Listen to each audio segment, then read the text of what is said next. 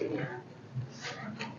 हिंद प्यारे भाई बहनों, कैसे हैं आप सब लोग। उम्मीद है आप सब लोग स्वस्थ होंगे, मस्त होंगे और पढ़ाई अच्छे से कर रहे होंगे। तो प्यारे भाई बहनों, परसेंटेज के 5th सेशन में आप सभी लोगों का मैं गौरव कुमार हार्दिक स्वागत करता हूं, अभिनंदन वंदन करता हूं। आज की क्लास में हम लोग पिछली क्लास से अपना लेवल उठा के चलेंगे, अपना लेवल थोड़ा सा ऊपर रखेंगे। आज की क्लास के जो सवाल होंगे प्यारे भाई बहनों, को बहुत से एग्जामों में देखे जाते हैं। इन सवालों का आना बहुत ही ज़रूरी है। इस वजह से इन सवालों पे अधिक से अधिक प्रैक्टिस कीजिएगा और अच्छे से समझ आए ऐसा अपना एफर्ट लगाइएगा। तो पहला ही सवाल आप सब लोगों को स्क्रीन पे दिख रहा होगा, जिसमें कहा गया है दो संख्याएं एक तीसरी संख्या से क्रमशः 20% और 50% अधिक हैं, तो पहली संख्या तीसरी संख्या का कितना परसेंट है। हमें 3 संख्याओं के बारे में बात कही गई है प्यारे भाई बहनों। ए और बी हमें 2 संख्याएं दी गई हैं और एक तीसरी संख्या और है, जिसमें हमसे कहा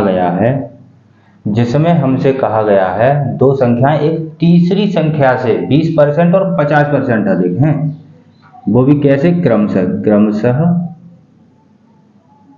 20% और 50% अधिक हैं। क्रमशः बात की गई है, इस पॉइंट को ध्यान रखिएगा। तो मैं मान लेता हूं अगर हमारा C 100% हो, अगर हमारा C 100% हो, तो क्रमशः बात की गई है तो A कितना परसेंट होगा, B कितना परसेंट होगा, ये हमें निकालना है। तो हम देखते हैं, क्रमशः बात की गई है तो A जो होगा हमारा होगा 120%, ठीक है, 100 का 20% अधिक और अगला 50%, यानी 100 का 50% अधिक। अब हमसे इनकी और इनकी बात की गई है। सिर्फ लैंग्वेज, सिर्फ भाषा का खेल है, बाकी इन सवालों में कुछ भी नहीं है मेरे प्यारे भाई बहनों, सिर्फ भाषा का खेल है। तो देखते हैं, 100 हमसे पूछा गया है पहली संख्या तीसरी संख्या से कितनी अधिक है, कितना अधिक है। तो देखते हैं, ये 100%, ये 120%, तो कितना अधिक? 20%। तो हम कह सकते हैं कितना अधिक है? 20%। बस, इन सवालों में कुछ भी नहीं है, सिर्फ भाषा का खेल है। अगर आपको प्रश्न सवाल पढ़ना आ गया, सवालों को ब्रेक करना आ गया, तो यकीन मानिए इन सवालों में आपको कोई भी दिक्कत नहीं होगी। इस टाइप का अगला सवाल हम हल करने का प्रयास करते हैं। जिन लोगों की समझ में ना आया हो वो लोग और भी अच्छे से ध्यान दें। तो दूसरा सवाल इस एक्सरसाइज का आपको स्क्रीन पे दिख रहा होगा, जिसमें हमसे कहा गया है यदि ए बी का 20% अधिक है, यदि ए बी का 20% अधिक है, बी सी से 25% अधिक है, तो ए सी से कितना परसेंट अधिक है, ये हमें ज्ञात करना है। प्यारे बच्चों, इसमें 3 संख्याओं के बारे में बात की गई है, पिछले वाले की तरह ए बी और सी। सवाल लगभग उसी पैटर्न का है, बस थोड़ी सी भाषा को घुमा दिया है। अगर प्रश्न को पढ़ना आपको अच्छे से आ रहा है, प्रश्न को ब्रेक करना आपको अच्छे से आ रहा है, तो इन सवालों को आप अच्छे से इजीली सॉल्व कर पाएंगे। इसमें कहा गया है यदि ए बी का 20% है, यदि ए बी का 20% है, बी सी से 25% अधिक है, तो ए सी से कितना परसेंट अधिक है। प्यारे बच्चों, अगर मैं सी को 100% मान लूं, सी को 100% मान लूं, तो मुझसे क्या कहा गया है? बी सी से 25% अधिक है। बी जो है सी से 25% अधिक है, इसका मतलब 125 तो हो गया बी। इतनी सी बात आप सब लोगों को समझ में आई। अगर C 100% है तो B 25% अधिक है, तो 100 का 25% अधिक 125%। अब हमसे क्या कहा गया है? A B का 20% अधिक है, A जो है इसका 20% अधिक है। अगर मैं 125 का 20% निकालना चाहूं तो ऐसे ही निकालूंगा, इतना इतना ही निकालूंगा। कैसे निकाल पाऊंगा? देखिए 20 एकम 20, 20 पंजा 100, 5 एकम 5 और 25 पंजे 125, तो कितना 25%। मतलब डी 125% ऑलरेडी पहले से है और 25% और अधिक है क्या? ए। तो 125% और 25% कितना हो गया? 150%। तो ए कितना हो गया? 150%। इतनी सी बात है। और हमसे पूछा क्या गया है, ए सी से कितना परसेंट अधिक है, ए सी से कितना परसेंट अधिक है। तो आप देख सकते हैं ए सी से कितना परसेंट अधिक है? 50%। कितना अधिक है? 50%। बस पूरे सवाल में सिर्फ और सिर्फ भाषा का खेल था, बाकी ये बच्चों वाले सवाल हैं। इन सवालों में आपको कुछ भी देखने को नहीं मिला होगा, ज़्यादा ऐसी चीज़ नहीं मिली होगी जो आपके दिमाग से आउट हो। तो नेक्स्ट सवाल की ओर हम चलते हैं। उसमें हमसे क्या पूछा गया है, ये सवाल आपको अच्छे से समझ में आ गया होगा। जिन लोगों ने नोट डाउन या स्क्रीनशॉट नहीं लिया है वो ले सकते हैं फटाफट से, फिर मैं इसे पढ़ता हूँ साफ। तो देखते हैं हम तीसरा सवाल इस एक्सरसाइज का हमसे क्या पूछा गया है। तीसरा सवाल भी बहुत सरल है। इसमें हमसे कहा गया है, आप स्क्रीन पे देख सकते हैं, एक विद्यालय में कुछ विद्यार्थी हैं। एक विद्यालय में कुछ विद्यार्थी हैं जिनमें 60% लड़के 972 लड़कियां हैं। तो लड़कों की संख्या हमें ज्ञात करनी है। तो देखिए प्यारे बच्चों, कोई विद्यालय है, इसमें चाहे तो 100 लड़के हों, चाहे 10,000 लड़के हों, चाहे एक लड़का हो और चाहे 50 लड़के हों, चाहे 80 लड़के हों। ठीक, लड़के नहीं छात्र, लड़के नहीं छात्र। तो ये खुद में क्या होंगे? खुद में 100% होंगे। खुद में तो 100% होंगे ना होंगे? बिल्कुल होंगे। आप ऐसे समझिए इस बात को कि आपके पास 500 रुपए हैं, उनका परसेंट आपके पास 500 रुपए हैं और आपने 100 रुपए किसी और को दे दिए, 100 रुपए किसी और को दे दिए।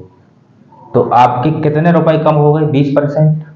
500 में से 100 चला गया तो 20% कम हो गए। तो आप किसी को यही बताएंगे कि मेरे पास 100 पूरे 100% रुपए थे, लेकिन मैंने चूंकि 20% रुपए किसी और को दे दिए तो मेरे पास 80% बचे। तो कोई संख्या खुद में 100% होती है, तो विद्यालय में लड़के बिल्कुल कितना होंगे? 100%। इतनी सी बात आप सब लोगों को अच्छे से समझ में आई होगी। अब हमसे क्या कहा गया है सवाल में कि इतने तो छात्र हैं हमारे विद्यालय में, 100% क्या है? छात्र हैं, जिनमें लड़के कितने हैं?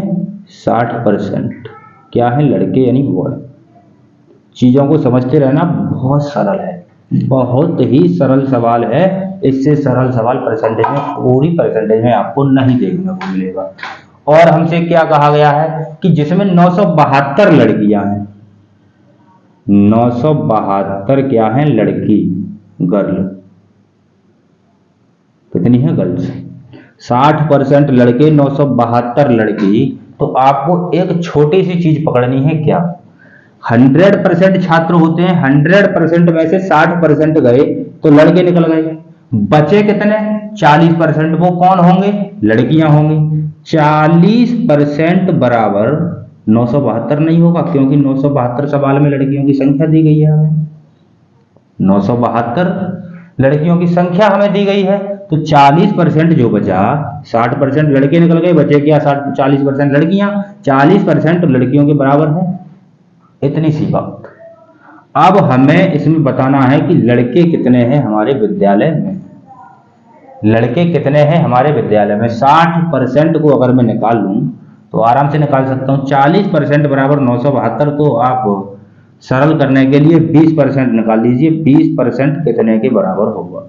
20% निकालने के लिए इसमें 2 का भाग दूंगा तो इधर भी 2 का भाग दूंगा, 2 का भाग दूंगा, 2 दूनी 4 और 0 यानी 20% निकल आएगा मेरा। इधर दे दूंगा, क्योंकि इधर दिया तो इधर भी देना पड़ेगा। तो देते हैं, 2 चौक 8, 1 बचा, 2 अट्ठे 16, 1 बचा, 2 छिंग 12, यानी 486 20% के बराबर। तो 60% के बराबर मुझे निकालना है। अगर इधर 3 का गुणा कर दूं तो 60% हमारा बन जाएगा। तो इधर 3 का गुणा किया है तो इधर भी 3 का गुणा हमें करना पड़ेगा। तो कर दीजिए, 3 6 18, 1 बचा, और 8 3 24 और 1 25 का 5 हासिल 2, 3 चौक 12 और 2 14, 158। तो हमारे पास फाइनली जो लड़कों की संख्या निकल के आई प्यारे भाई बहनों, वो आई 1458। तो हम कह सकते हैं कि हमारे विद्यालय में लड़के कितने हैं? 1458। उम्मीद करता हूं ये सवाल आप सब लोगों को अच्छे से समझ में आया होगा। बहुत ही डिटेल में मैंने आपको करा के दिखाया है। बाकी जब आप करने बैठेंगे तो ना तो आपको ये लिखना, ना तो आपको ये लिखना, ना ये लिखना, आपको ना तो ये लिखना, बस यहां से करना, सॉल्व करना है। बस 3 स्टेप में आप सवाल को खत्म कर सकते हैं, और ना ये करना, क्योंकि मैंने आपको समझाने को बताया है।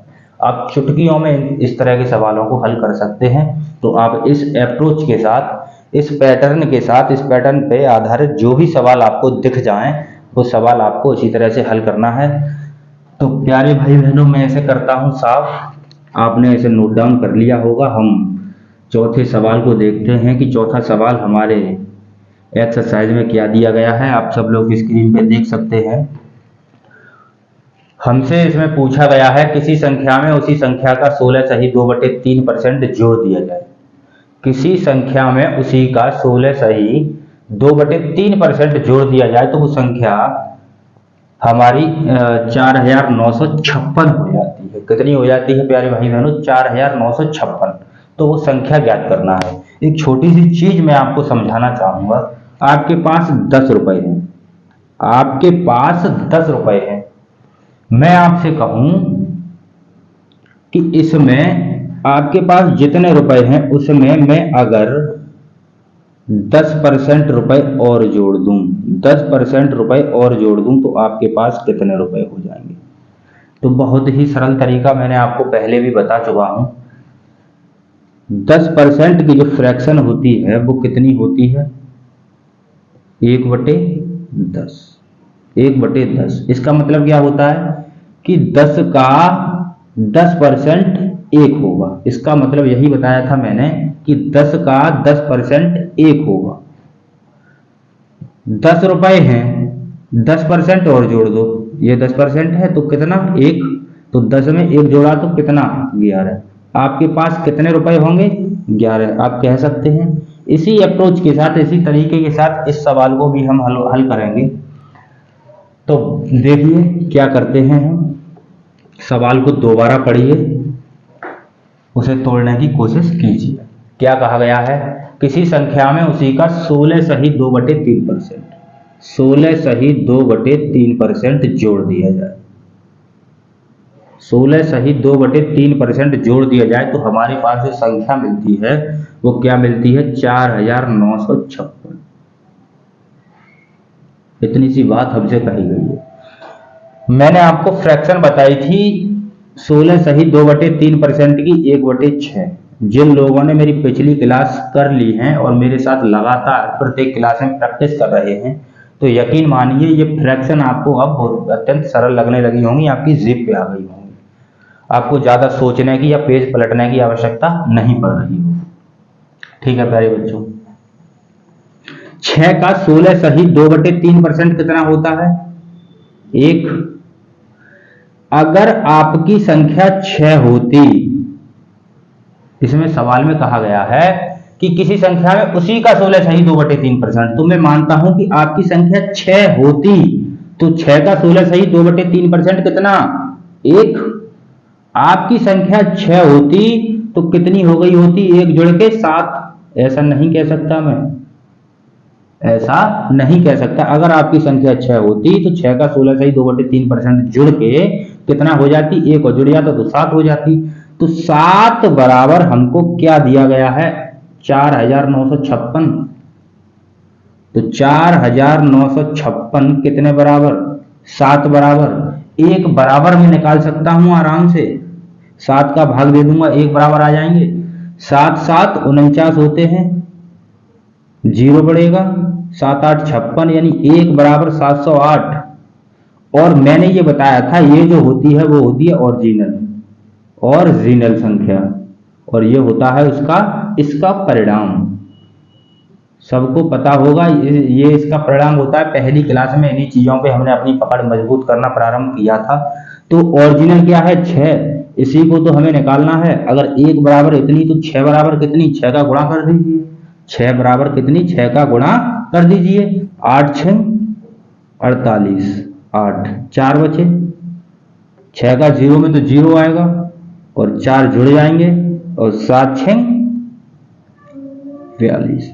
4248 हमारा क्या आएगा, 4248 हमारा क्या आएगा, वो संख्या आएगी, ओरिजिनल मान आएगा। यानी कह सकता हूं मैं कि अगर 4248 में 16 सहित 2/3% और जोड़ दिया जाए तो हमारे पास कितना आएगा, 4956। हमारा आंसर क्या आ गया प्यारे बच्चों, 4248। ये सवाल आप सब लोगों को बहुत ही अच्छे तरीके से समझ में आया होगा। इसी तरह का एक सवाल और करते हैं, जिन बच्चों को अगर समझ में ना आया हो वो इसमें समझने का प्रयास करें। तो 5वां सवाल आप सब लोगों को स्क्रीन पे दिख गया होगा। 5वां सवाल आप सब लोगों को स्क्रीन पे दिख गया होगा, जिसमें आपसे कहा गया है, सवाल पढ़ने का प्रयास कीजिए। इस सवाल में आप सब लोगों से कहा गया है किसी संख्या में उसी का 11 सही 1/9% जोड़ दिया जाए। किसी संख्या में उसी का 11 सही 1/9% जोड़ दिया जाए तो संख्या 900 हो जाती है। तो संख्या 900 हो जाती है और संख्या ज्ञात कीजिए। देखिए 11 सही 1/9% की जो फ्रैक्शन मैंने आपको बताई थी वो बताई थी 1/9। ठीक, 11 सही 1/9 की जो फ्रैक्शन बताई थी 1/9 बताई थी, और 9 का 11 सही 1/9% कितना होता है, 1। और हमसे कहा गया है कि किसी संख्या में उसी का 11 सही 1/% जोड़ना। अगर मैं वो संख्या 9 मान लूं तो 9 का 11 सही 1/9% 1, तो 9 में अगर मैं 1 जोड़ दूंगा तो मेरे पास 10 नहीं हो गया। अगर 9 में 1 जोड़ दूंगा तो मेरे पास 10 हो गया। ठीक, जोड़ने के बाद जो परिणाम मिला, जोड़ने के बाद जो संख्या मिली प्यारे बच्चों, वो हमसे कह रहा है कि वो मिलती है हमें 900। तो 10 बराबर कितना, 900। 10 बराबर 900 हमें निकालना है कितने बराबर, 9 बराबर। तो पहले 1 निकाल लीजिए, तो 1 बराबर कितना, 90, और 9 बराबर निकालेंगे तो 9 ने 81 यानी 810। तो वो संख्या क्या होगी, 810। पेपर में बस इतनी पेन चलानी है और इतनी भी चलाने की आवश्यकता नहीं है। अगर आपको फ्रैक्शन याद है तो यहाँ पे आएंगे, डायरेक्ट यहाँ पे आएंगे, यहाँ पे आपको पता चल जाएगा 10। यहाँ पे थोड़ी सी पेन चलाओगे और यहाँ पे ये लिखने की जरूरत नहीं, सिर्फ विद इन सेकेंड 3 या 4 सेकंड में ये सवालों के आंसर आपको आने चाहिए। इतनी प्रैक्टिस कीजिए प्यारे बच्चों। आज के दौर में जरूरी ये नहीं कि आपको सवाल आते हैं या नहीं आते, जरूरी ये है कि आपको कितने समय में कितनी जल्दी आप अप्रोच लगा के सवालों का आंसर निकाल पाते हैं। आज के समय में प्रश्न पेपर में अधिक आते हैं, समय हमारे पास कम होता है। 200 प्रश्न आते हैं, समय होता है हमारे पास 1.5 घंटा। और अभी तो हम अपनी पकड़ बनाना प्रारंभ कर रहे हैं, और धीमे धीमे जैसे जैसे ऊपर जाएंगे तो कम से कम 3 4 5 लाइनों का आपको प्रश्न देखने को मिलेगा। आप पढ़ने में अगर इतना टाइम बर्बाद करेंगे और फिर सॉल्व करेंगे तो प्यारे बच्चों ये 1.5 घंटा मुझे लगता है कि आप 10-20 सवालों में ही निकाल देंगे, बाकी के प्रश्न छूट जाएंगे। इस तरह से प्यारे बच्चों, प्यारे भाई बहनों, सिलेक्शन मिलना संभव नहीं है। तो इसके लिए आपको खूब दबा के प्रैक्टिस करनी होगी और इन तरीकों को फॉलो करना होगा, ऐसी अप्रोच आपको लगानी होगी। तो इस तरह के जो भी सवाल मिले आप इन अप्रोचों का प्रयोग करें। तो डियर स्टूडेंट्स, देखते हैं हम अगला सवाल हमसे क्या पूछा गया है। ये सवाल आपको बहुत ही शानदार तरीके से, बहुत ही अच्छे तरीके से दिमाग में बैठ गया होगा। अब निकलने वाला है नहीं अगर आप बशर्ते आप प्रैक्टिस करते रहें। एक सवाल हमसे कहा गया है, यदि एक भिन्न के अंश में 20% वृद्धि कर दी जाए, एक भिन्न है कोई, अगर उसके अंश में 20% वृद्धि कर दी जाए और उसका जो हर है उसमें 25% की कमी कर दी जाए तो प्राप्त जो होगा वो होगा 1/2%। तो प्यारे बच्चों भिन्न में क्या होता है, अंश और हर। मैं मान लेता हूं x बटे वाई हमारे पास कोई भिन्न है, x बटे वाई हमारे पास कोई भिन्न है जिसमें हमसे कहा गया है कि अंश में 20% की वृद्धि कर दी जाए। तो आप ऐसे नहीं सोच सकते कि कोई संख्या खुद में पहले तो 100% होती है, x भी 100% होगी या नहीं होगी, ऐसे ही y भी कोई संख्या रही होगी तो वो खुद का तो 100% रही होगी। कोई संख्या खुद का 100% होती है तो x भी 100% होगा, y भी 100% होगी। अब हमसे सवाल में क्या कहा गया है कि अंश में 20% की वृद्धि कर दी जाए। तो अंश ऊपर वाला 100 में 20% की वृद्धि अगर मैं करूंगा तो कितना हो जाएगा, 120%। 120% बटे इसमें अगर 75% की 25% की कमी अगर मैं करूंगा, 25% की कमी हर में बताई गई है तो कितना बचेगा मेरे पास, 75% यानी 75%। ये मेरे पास संख्या होंगी, ये मेरे पास भिन्न निकल के आएगी। इतनी सी बात सवाल में हमको दी गई है। और हमसे क्या कहा गया है कि परिणामी भिन्न 1/2% प्राप्त होती है। इसको सॉल्व करने पे हमें प्रश्न में बताया गया है कि 1/2% हमें आंसर मिलता है। तो हमें जो हमारी ओरिजिनल भिन्न थी उसके बारे में जानकारी देनी है, वास्तविक भिन्न की जानकारी हमें देनी है। तो कैसे देंगे, देखिए इसे मैं सॉर्ट आउट कर लूं, छोटा कर लूं, करते हैं। कैसे काटूं, 15 पंजे 75 और 15 अट्ठे 120, ये हो गया 8%, ये हो गया 5%। ठीक, 8/5 बराबर 1/2। इतनी सी बात आप सब लोगों को समझ में आ चुकी होगी। देखते हैं अब क्या करना है। ये इधर भाग में है, बराबर का चिन्ह अगर पलटूंगा तो काय में जाएगा, गुणा में, 1 गुणा 5 हो जाएगा, बटे इधर ये यहाँ पे है, इधर ये काय में है ऊपर, इधर काय में आएगा नीचे। तो 5 एकम 5, 2 अट्ठे 16। परिणामी भिन्न क्या आई, परिणामी भिन्न नहीं, वास्तविक भिन्न क्या आई, 5/16 वास्तविक भिन्न। तो ऐसा शायद ही कोई बच्चा बचा होगा जिसको समझ में ना आया हो। जिस बच्चे को ये समझ में ना आया हो वो वीडियो को रिवर्स करके दोबारा देखें, दोबारा इन क्लासों को लें और खूब दबा के प्रैक्टिस करें। अगर फिर भी समझ में ना आए तो कमेंट सेशन आपके लिए खाली है, आप लोग कमेंट कर सकते हैं, आपका समाधान अतिशीघ्र जल्दी से जल्दी कर दिया जाएगा। इसी के साथ चलते हैं हम नेक्स्ट सवाल पे। हमारे नेक्स्ट सवाल में हमसे क्या पूछा गया है तो आप स्क्रीन पे देख सकते हैं, जिसमें हमसे कहा गया है एक भिन्न के अंश में 200% तथा हर में 300% बढ़ा दिया जाए तो परिणामी भिन्न जो आती है 11/12 आती है। प्यारे बच्चों वही अप्रोच कि हमें x/y भिन्न मान ली, x/y भिन्न मान ली। x अपने आप में 100% होगी, y अपने आप में 100% होगी। सवाल हमसे कह रहा है कि अंश में 200% बढ़ा दिया जाए। अंश में कितना बढ़ा दिया जाए, 200%। 100% पहले से 200% बढ़ा दिया तो कितना, 300%। हर में कितना बढ़ा दिया जाए, हर में कितना बढ़ा दिया जाए, 300%। 100% पहले से 300 और बढ़ा दिया तो कितना परसेंट, 400। इतनी सी बात समझ में आई। परिणामी भिन्न जो मिलती है 11/12 मिलती है। इतनी सी बात, 0 से 0 काट दूंगा मैं। अब इधर ये भाग में, इधर ले जाऊंगा तो गुणा में, तो कितना हो जाएगा, 11 चौक 44। इधर ये इधर ऊपर है, इधर जाऊंगा नीचे, 12 3 36। इसको काटना चाहो तो आप काट सकते हैं। कैसे, 4 एकम 4, 4 एकम 4, 4 निम 36। ये क्या आया, वास्तविक। ये वास्तविक भिन्न आप सब लोगों को और भी अच्छी से समझ में आई होगी। अब आपका शायद ही कोई डाउट बचा होगा प्यारे बच्चों, तो आप इसे फटाफट से कीजिए नोट डाउन और करते हैं हम अगला सवाल। तो आप लोगों ने इसे नोट डाउन कर लिया होगा प्यारे बच्चों। इसे करता हूं मैं साफ।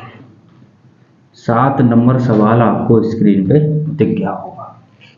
7 नंबर सवाल हमसे कह रहा है किसी चीनी का मूल्य 20% बढ़ता है तो खपत में कितनी कमी कर दें कि खर्चा समान रहे। क्या कह रहा है, जैसे मान के चलिए कि 1 किलो चीनी अगर 5 रुपए में मिल जाती है, ठीक, 1 किलो चीनी 5 रुपए में मिल जाती है। आप यहाँ पे 1 किलो ना मान के 5 किलो 10 किलो मानिए। 10 किलो चीनी 5 रुपए में मिल जाती है हमें, तो कितने में मिल जाएगी? 10 किलो चीनी 5 रुपए में। अब चीनी जो है 10 किलो 6 रुपए में मिलना स्टार्ट हो गई।